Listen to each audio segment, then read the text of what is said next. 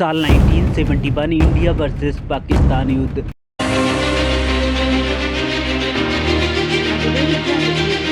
इस युद्ध में भारत को हार का सामना करना पड़ सकता था, लेकिन ऐसा नहीं हुआ।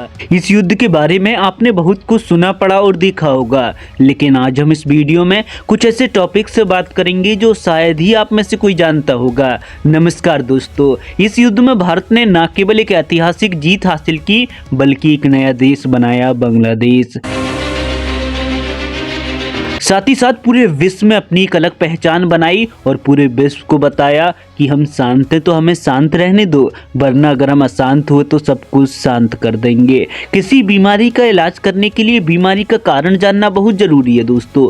तो इस युद्ध के बारे में बात करने से पहले आइए इसकी जड़ को जान लेते हैं, ताकि आपको ये समझ में आ जाए कि युद्ध आखिर क्यों हुआ। तो दोस्तों 1947 आज़ादी के बाद भारत और पाकिस्तान का विभाजन हुआ, लेकिन आपको बता दें कि उस समय एक नहीं बल्कि दो पाकिस्तान थे। जी हाँ, ईस्ट पाकिस्तान और वेस्ट पाकिस्तान। ईस्ट पाकिस्तान जो कि वर्तमान में बांग्लादेश के नाम से जाना जाता है, और वेस्ट पाकिस्तान जो कि पाकिस्तान ही है। यहाँ पे थोड़ा कंफ्यूजन भी हो सकता है, लेकिन घबराइए मत, वीडियो के लास्ट तक सारे डाउट क्लियर हो जाएंगे। अभी आप समझ लीजिए कि जब भारत को दो भागों में तोड़ा गया और पाकिस्तान बनाया गया, तब पाकिस्तान दो पार्ट में था, जिसको आप अभी जानते हैं, और एक वर्तमान का बांग्लादेश जो कि पहले ईस्ट पाकिस्तान था। आगे बढ़ने से पहले ही जानना जरूरी है कि पाकिस्तान अलग क्यों हुआ, क्या कारण था। तो इसकी वजह थी मुस्लिम लोगों की एक अलग देश बनाने की मांग। ये मांग मोहम्मद अली जिन्ना ने रखी, जिसके बाद सभी की सहमति से भारत का विभाजन हुआ और विभाजन के बाद दो पाकिस्तान बना दिए गए। ये विभाजन 1947 में आज़ादी के साथ ही हो गया था। इस पार्टीशन के बाद बहुत सारे मुस्लिम भारत से पाकिस्तान गए और बहुत सारे हिंदू पाकिस्तान से भारत आए, जिसमें बहुत ज्यादा खून खराबा देखने को मिला। इस माइग्रेशन में लगभग 5 से 20 लाख लोग मारे गए। कहानी यहीं खत्म नहीं हुई, लेकिन कहानी में थोड़ा शांत वाला माहौल जरूर आया। ये सब के बाद दोनों देशों के संबंध काफी खराब हो गए।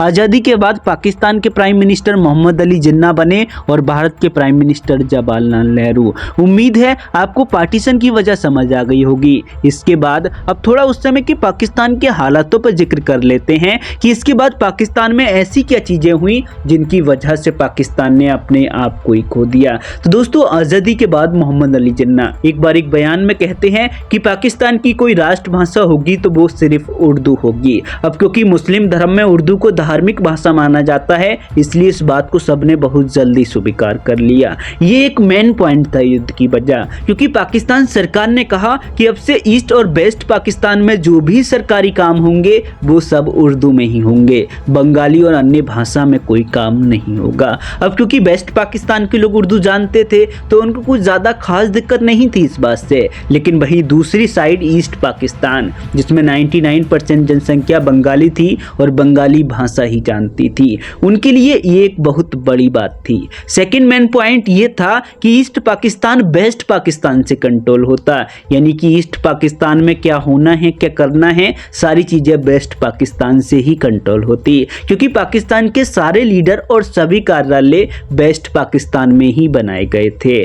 थर्ड मेन पॉइंट ये था कि पाकिस्तान की टोटल इनकम का लगभग 60% हिस्सा ईस्ट पाकिस्तान से आता, जिसके बाद भी बजट का 75% सिर्फ वेस्ट पाकिस्तान पर खर्च होता। अगर डेवलपमेंट की बात की जाए तो वो भी वेस्ट पाकिस्तान में ज्यादा देखी गई ईस्ट पाकिस्तान की तुलना में। फोर्थ और सबसे बड़ा कारण था भेदभाव का। जी हाँ दोस्तों, वेस्ट पाकिस्तान के लोग ईस्ट पाकिस्तान के लोग को पसंद नहीं करते और उनसे भेदभाव करते। यहाँ तक कि इस भेदभाव में पाकिस्तान की सरकार भी शामिल थी। कहा यह भी जाता है कि पाकिस्तान आर्मी ईस्ट पाकिस्तान के लोगों के साथ पूरी तरह अमानवता वाला व्यवहार करती। वे वहां के लोगों के साथ इंसान नहीं बल्कि जानवरों वाला व्यवहार करते और उनकी बहन बेटियों से गंदे काम करते, और अगर कोई विरोध करता तो उसको जान से मार देते। इतनी यातनाएं झेलने के बाद पूर्वी पाकिस्तान के लोग तंग आकर विद्रोह का रास्ता अपनाना शुरू कर देते हैं और कई छोटे मोटे ग्रुपों का जन्म होता है जो पाकिस्तान सरकार और उसके नियमों का विरोध करने लग गए। आगे हम बात करेंगे कि कैसे ये छोटा मोटा विरोध एक बड़ा आंदोलन बन जाता है और इस आंदोलन की मांग होती है freedom for Bangladesh. In groups के लोग खुद को स्वतंत्रता संग्रामी बुलाते। इनमें से अहम भूमिका निभाने वाले किरदार का नाम था शेख मुजीबुर रहमान, जिन्होंने बांग्लादेश की आज़ादी के लिए सबसे ज़्यादा काम किया। इनकी अपनी एक अलग पॉलिटिकल पार्टी भी थी जिसका नाम था आवामी लीग। ये यहाँ के लोगों के अधिकारों के लिए सरकार से लड़ते और लोगों के अधिकारों की मांग करते, जिसके चलते कई बार इनको जेल भी जाना पड़ा। धीरे धीरे समय बीतता है, फिर आता है 1970। यहाँ आपको एक इम्पोर्टेंट जानकारी ज़रूर जाननी चाहिए कि पाकिस्तान में 1970 के चुनाव तक मिलिट्री रूल था और पाकिस्तान के प्रेसिडेंट और मिलिट्री हेड थे याह्या खान। 1970 में जो इलेक्शन हुए ये याह्या खान ने ही करवाए थे ताकि पाकिस्तान में डेमोक्रेसी वापस लाई जा सके। फाइनली 1970 में इलेक्शन होते हैं जिसमें आवामी पार्टी के लीडर शेख मुजीबुर रहमान इलेक्शन में खड़े होते हैं जो कि ईस्ट पाकिस्तान से थे। वहीं दूसरी तरफ वेस्ट पाकिस्तान से पाकिस्तान पब्लिक पार्टी से जुल्फिकार अली भुट्टो इलेक्शन में खड़े होते हैं। दोस्तों ये इलेक्शन अब तक का सबसे अलग इलेक्शन होता है क्योंकि इस बार 313 सीटों में से 169 सीट अकेले शेख मुजीबुर रहमान ने ही जीत ली जो कि सरकार बनाने के लिए बहुमत थी। और आज़ादी के बाद पहली बार पाकिस्तान में ऐसा होने वाला था कि कोई ईस्ट से आकर वेस्ट और ईस्ट दोनों पाकिस्तान पर रूल करेगा। इलेक्शन के ऐसे रिजल्ट जुल्फिकार को पसंद नहीं आए कि कोई ईस्ट का हमारे ऊपर कैसे राज कर सकता है। वेस्ट पाकिस्तान के अन्य लीडर्स को भी ये पसंद नहीं आया, इसलिए उन लोगों ने इलेक्शन के रिजल्ट को बेबुनियादी करार दे दिया और रिजल्ट मानने से ही इनकार कर दिया। अब कोई मजाक तो है नहीं, पहले इलेक्शन हुए और फिर जब रिजल्ट आया तो मानने से इनकार कर दो। इस वजह से आवामी लीग सरकार नहीं बना पाती, जिसके बाद शेख मुजीबुर रहमान ने ईस्ट में नॉन कॉपरेशन मूवमेंट शुरू कर दिया जिसमें बड़े बड़े आंदोलन किए गए। लोगों ने सड़कों पर आकर आंदोलन शुरू किए जिसके चलते ईस्ट में पाकिस्तानी मिलिट्री को उतारना पड़ा। इतना सब होने के बाद ईस्ट पाकिस्तान के लोगों ने सोच लिया कि अब हम पाकिस्तान से अलग होकर ही रहेंगे और अलग देश बनाएंगे बांग्लादेश। दोस्तों यहीं से सारे आंदोलन बड़े होने लगे और सबकी मांग केवल एक थी, बांग्लादेश को एक अलग देश बनाया जाए। ये सब देखकर पाकिस्तानी मिलिट्री हेड को समझ आ चुका था कि अब ईस्ट पर पकड़ कमजोर हो चुकी है और अगर कुछ नहीं किया तो नतीजा बहुत बुरा होगा। ईस्ट पर अपनी कमजोर पकड़ मजबूत करने के लिए पाकिस्तान 21 मार्च 1971 को ऑपरेशन सर्च लाइट शुरू करता है और शेख मुजीबुर रहमान को अरेस्ट करके ईस्ट से वेस्ट पाकिस्तान की जेल में बंद कर दिया जाता है। लेकिन अरेस्ट होने से पहले वो एक ब्रॉडकास्ट मैसेज बांग्लादेश के लोगों को देते हैं जिसमें वो बांग्लादेश को एक स्वतंत्र देश घोषित कर देते हैं। এবারের সংগ্রাম আমার মুক্তির সংগ্রাম, এবারের সংগ্রাম স্বাধীনতার সংগ্রাম। इसके बाद पाकिस्तान आर्मी ने ईस्ट में मानवता की सारी हदें पार कर दी। आवामी लीडर और अन्य लोग जो इस आंदोलन में शामिल थे उनको एक एक करके मार डाला गया। यही नहीं, पाकिस्तानी सेना ने वहां के सिविलियंस पर भी अंधाधुंध गोलियां चलाई। किसी पर बिना रहम खाए सभी को एक लाइन से मौत की घाट उतार दिया।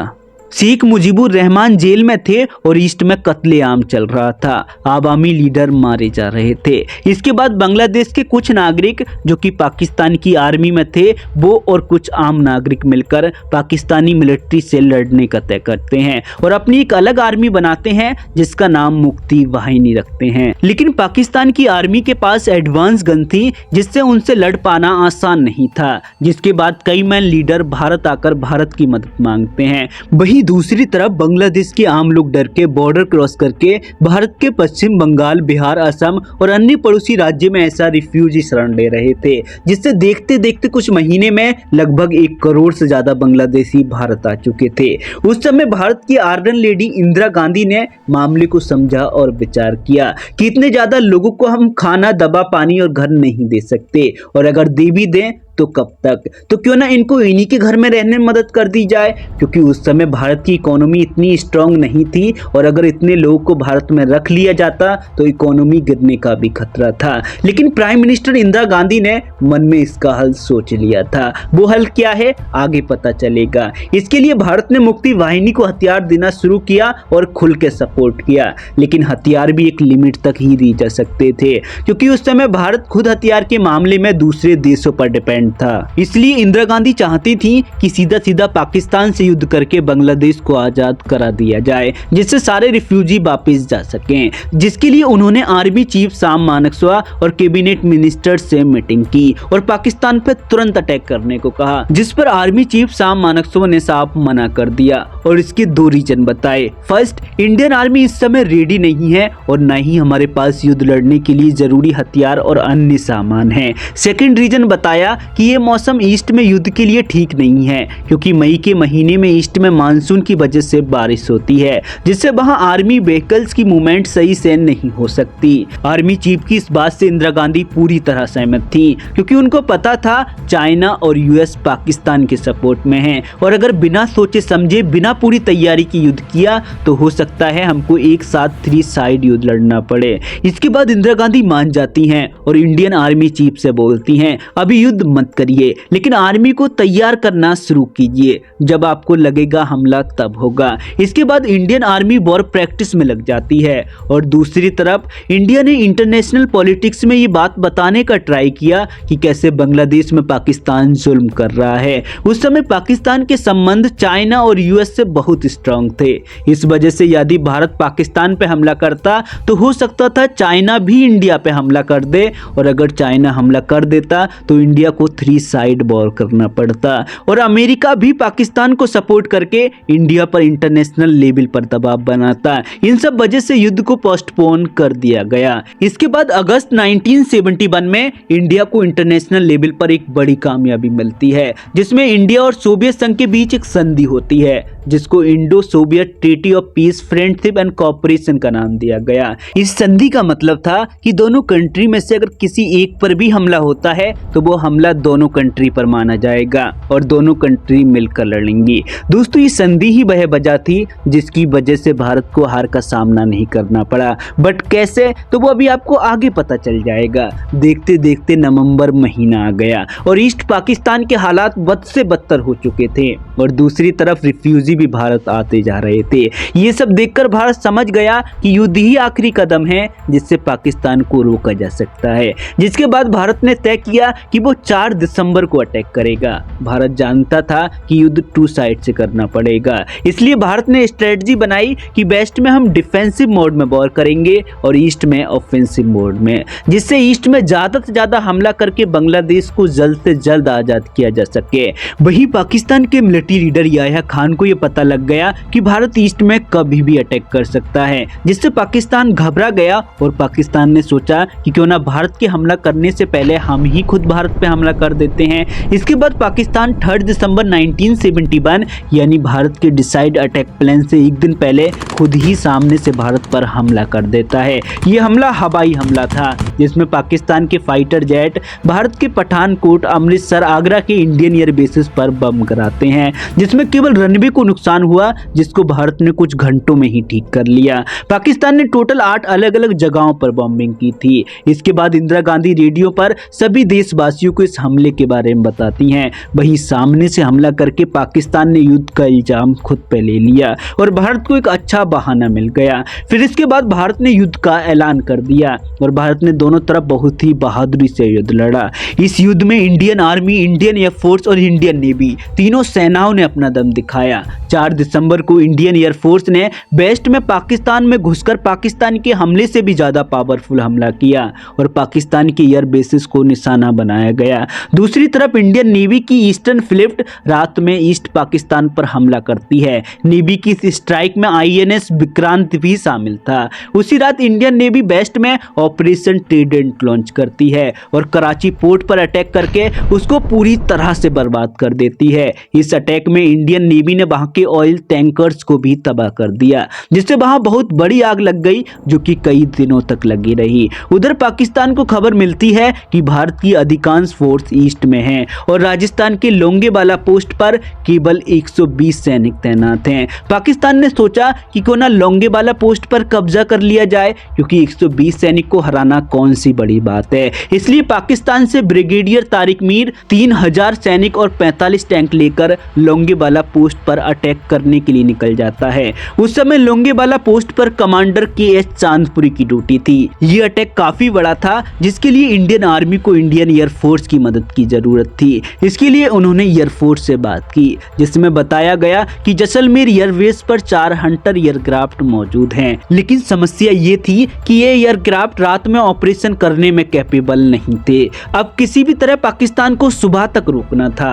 के.एच. चांदपुरी ने रेत में बने इन बंकरों में बहुत दूर दूर पर जवानों को तैनात कर दिया और जब पाकिस्तान आर्मी मात्र 300 मीटर की दूरी पर थी, तब के.एच. चांदपुरी ने जवानों को लगातार गोलाबारी करने को कहा। इतनी खतरनाक गोलाबारी देखकर पाकिस्तान आर्मी को लगा कि इस पोस्ट पर 1000 से ज्यादा इंडियन सोल्जर हैं। वहीं दूसरी तरफ इंडिया पाकिस्तान बॉर्डर की जो लाइन है, उसको मार्क करने के लिए भारत ने कांटेदार तार लगाए थे, लेकिन पाकिस्तान को लगा इंडिया वालों ने माइन बिछाए हैं और माइन वाले एरिया को मार्क करने के लिए वायर लगाए गए हैं, जिस पे वह आगे नहीं बढ़े और सोचा अभी गोलीबारी यहीं से करते हैं और सुबह के समय इस पोस्ट को कब्जे में ले लेंगे, क्योंकि सुबह के टाइम माइन वाला एरिया ट्रैक किया जा सकेगा। लेकिन हुआ कुछ और ही। सुबह होते ही जैसलमेर एयरबेस से 4 हंटर एयरक्राफ्ट उड़ान भरते हैं और पाकिस्तान की आर्मी और टैंक्स को पूरी तरह डिस्ट्रॉय कर देते हैं, जिसमें से कुछ टैंक्स आज भी रेत में पड़े धूल खा रहे हैं। वहीं दूसरी तरफ ईस्ट पाकिस्तान में भी भारत पूरी तरह अपनी मजबूत पकड़ बना रहा था।